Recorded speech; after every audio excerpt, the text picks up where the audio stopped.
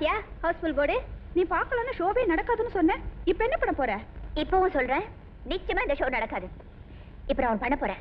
டெஃபினட்டா என்ன போலீஸ் பிடிச்சிட்டு போறாங்க. நீங்க ஒண்ணும் பண்ண வேண்டாம். இந்த விஷயத்தை எங்க வீட்டுல சொல்லிட போதும். Okay, come on. Excuse me sir, உள்ள இருக்கிற 1000 பேருக்கு ஆபத்து. முதல்ல அவங்களை காப்பாத்துங்க. நீ யாருமா? நான் யாரா இருந்தேன் சார்? தியேட்டருக்குள்ள வெடிகுண்டு வச்சிருக்கதா போன் வந்திருக்கு. என்னது வெடிகுண்டா? போன் யாருமா பண்ணது? போன் யார் பண்ணாரு சார்? ஒவ்வொருத்தருக்கும் சொல்லிட்டே இருக்க முடியும் சார். நீங்க வந்து படத்தை நிறுத்துங்க. போலீஸ் சார், உள்ள இருக்கிற எல்லாரையும் காப்பாத்துங்க.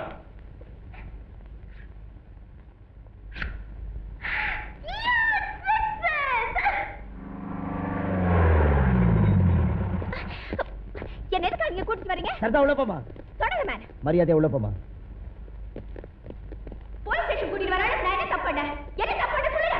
3 மணி நேரமா போலீஸ் டிபார்ட்மெண்ட்டே புலம்ப வச்சிட்டியம்மா. முன்னாடி பொண்ணுன்னு சொன்னதுக்கு அப்புறம் தான் சார் ஞாபகம் வருது.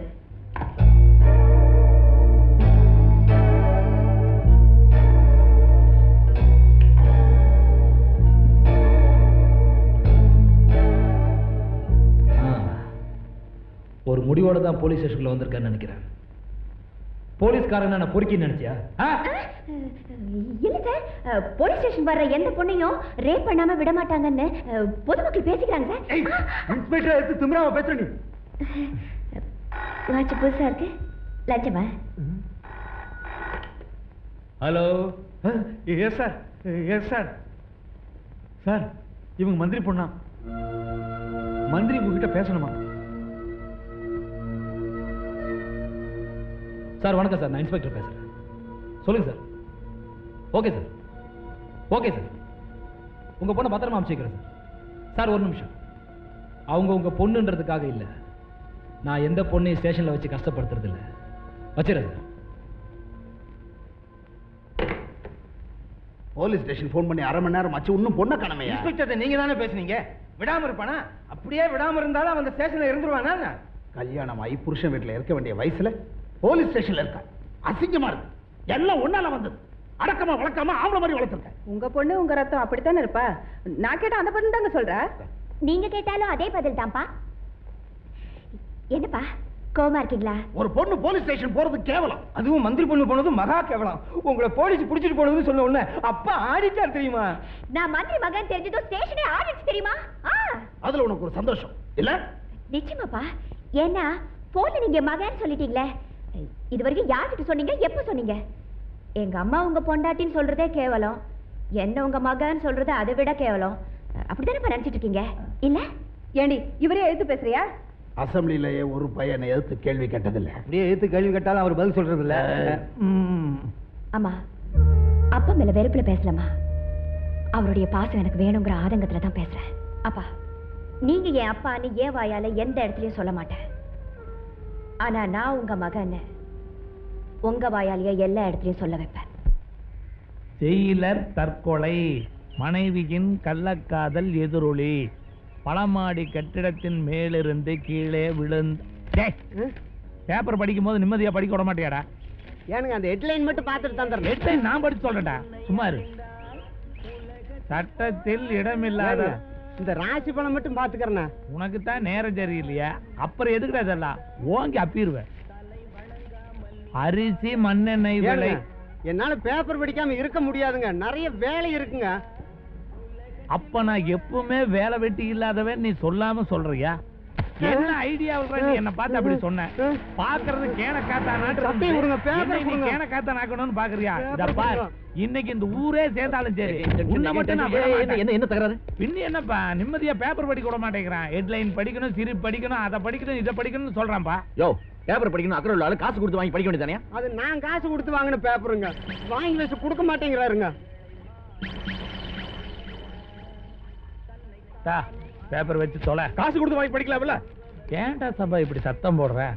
நீ மாசம் கொடுக்குற 200 ரூபாய்க்கு கட் பண்ணிட்ட, எப்படி பேப்பர் வாங்கி படிக்கிறது?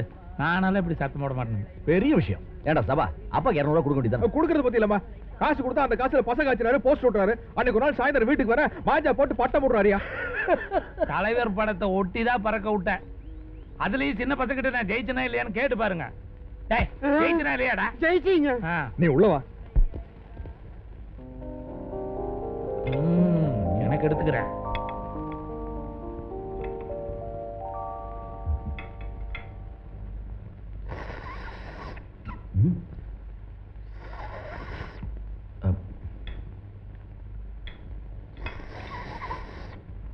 வரேன் சப்பா.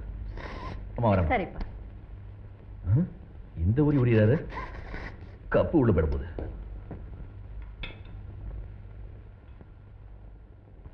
உட்கார்ற கொஞ்சம் பிரச்சனை பேசுவான். இப்போ அவன் உன்னை கார்ல கொண்டு வந்து விடுறதுனால ஒரு நாளைக்கு பஸ் சார்ஜ் 75 பைசா உனக்கு லாபம். அதே சமயத்துல 1.25 ரூபா காப்பியை சாப்பிட்டு போறானே, இதனால மாசத்துக்கு 20 ரூபா உன் பட்ஜெட்ல துண்டு விழுகுதே. இது எப்படி சரி பண்ண போற சொல்ற? ஏடா இப்படி பேந்து முழிக்கிற? ஒரு சிங்கிள் கொஸ்டின், 20 ரூபாய் துண்டு விழுகுதோ, இப்ப என்ன பண்ண போற சொல்லு ப்ளீஸ். வாழ்க்கையில முதல் தடவையா பொறுப்பு ஒரு கேள்வி கேட்டுக்கிறமா, அதுக்கு நான் மதிப்பு கொடுக்கணும். நாளையில இருந்து சாயந்தரம் அப்பா காஃபி கொடுப்பீல, அந்த காஃபி கட் பண்ணி.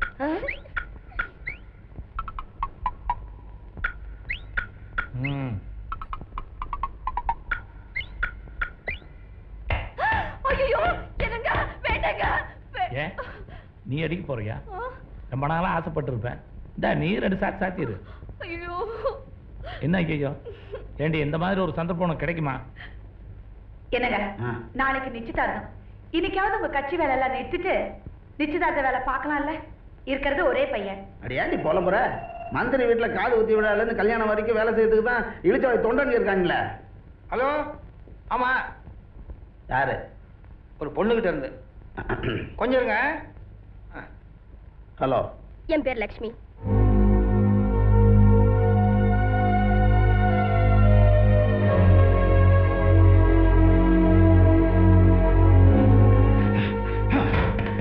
எங்கடி எங்க உன் பையன்?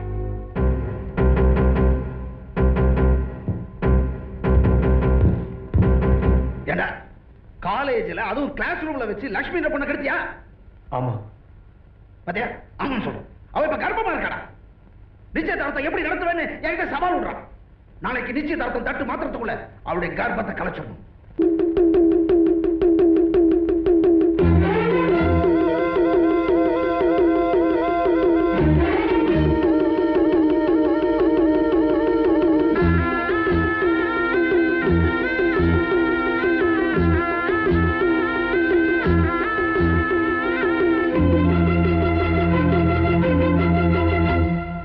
தை பிறந்தது, ஏர் பிடித்தவன் கை உயர்ந்தது, பொங்கல் பொங்குதடி. பொங்க பால் நிறைந்தது, பூங்கரும்பினில் தேன் வழிந்தது, தங்கமே தங்கமடி.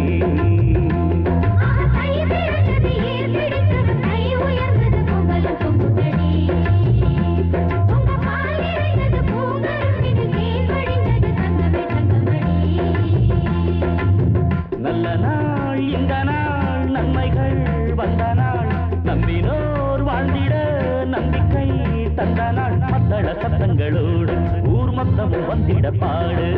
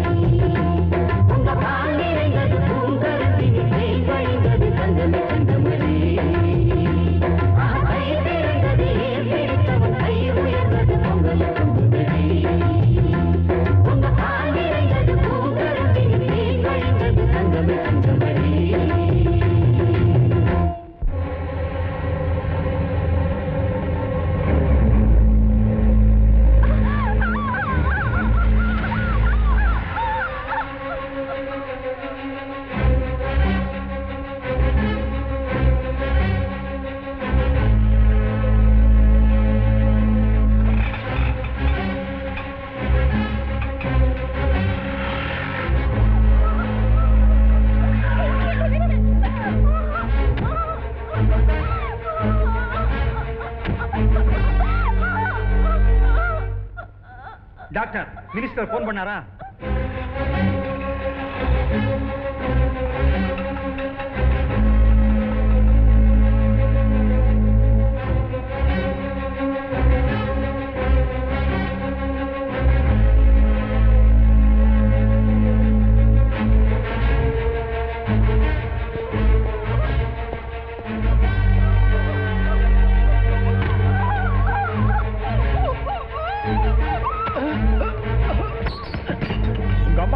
இருக்கும்போது இப்படி யாராச்சும் இன்ஜெக்ஷன் போட்டிருந்தா நீ இப்ப இந்த இன்ஜெக்ஷன் தூக்கி இருக்க மாட்டேன். யாயா புனிதமான டாக்டர் தொழில கேவலப்படுத்துற? நீயே ஒரு பொண்ணா இருந்தோ இன்னொரு பொண்ணு மேல உனக்கு இறக்கம் இல்லையா? நீ எல்லாம் ஒரு டாக்டர். மிஸ்டர், இந்தியாவோட ஜனத்தொகை குறைக்கிறதுக்காக சந்தோஷப்படுங்க.